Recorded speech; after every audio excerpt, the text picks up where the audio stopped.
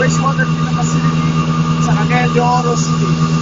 Ngayon po, may problema sila sa pag-treat ng wastewater nila kasi yung bacteria nila namamatay. And then, ngayon, kaya natin ito ngayon para tulungan namin sila. Ngayon, kuha ako ng sample, isang litrong sample, then tignan natin kung kaya bang separate ng chemical namin yung dumi at saka yung linaw ng tubig. Ngayon po.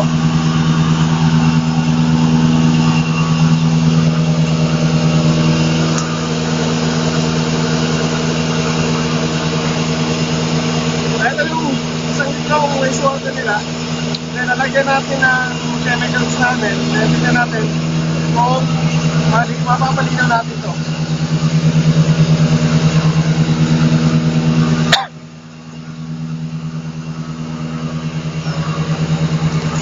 Ito yung produkto namin, Adopac. Ito sa tatayonic coagulant. Ang ginagawa niya positive yung ions nito, nag-distribute siya ng ions nito. Magaling siya kasi polymer siya, highly chain na coagulant. Kaya kung ano man ang meron sa impurity sa wastewater, na ina-ionize siya. Yung ginagawa niya positive.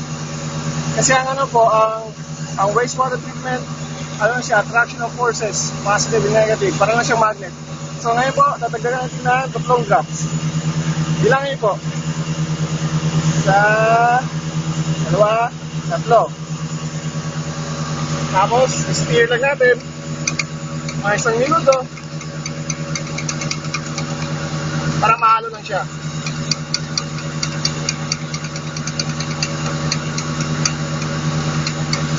So, ang nangyayari sa loob po, yung chemicals namin, ginagawang positive yung mga ions ito.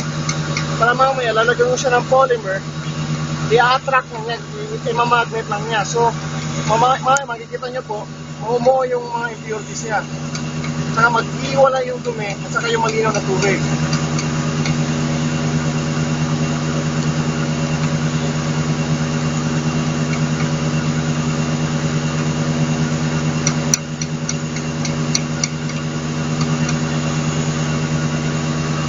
Kaya po, tagdagan ka na ng polymer. Kasi polymer, siya, acrylamide.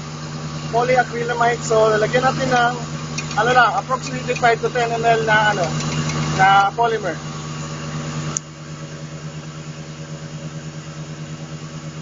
Yan. Nilis ulit natin. Ito nangyari yan. Meron na, attraction of forces. Kaya nakikita nyo. So, nagmamagnetize na yung dalawa. Kaya may namumuo na. Lumalaki na yung dumi.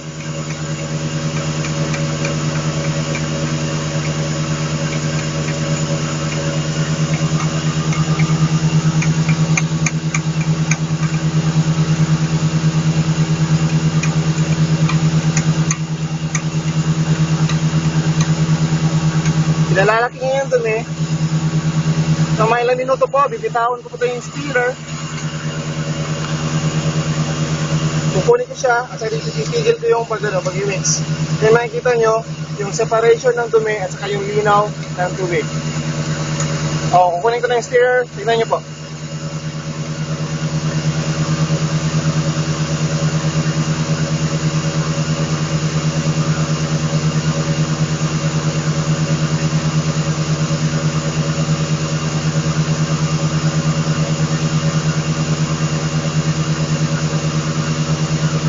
Yan, tingnan nyo po, namumuo na siya, ang laki ng sludge nila. Gaya nung kanina. So mamaya yan, bababa yung sludge, bababa yan siya.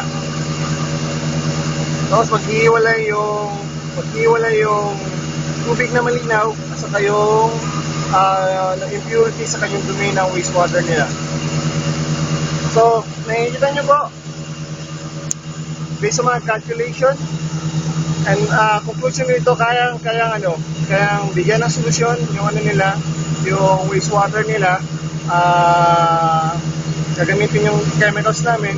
So at the end, ang laging tinatapon nila yung linaw lang ng tubig, yung linaw lang ng tubig na yung treated water, para yung river na nasa labas di na siya maging polluted at saka yun, hindi na siya mape-penalize. So, once again po, this is Icer and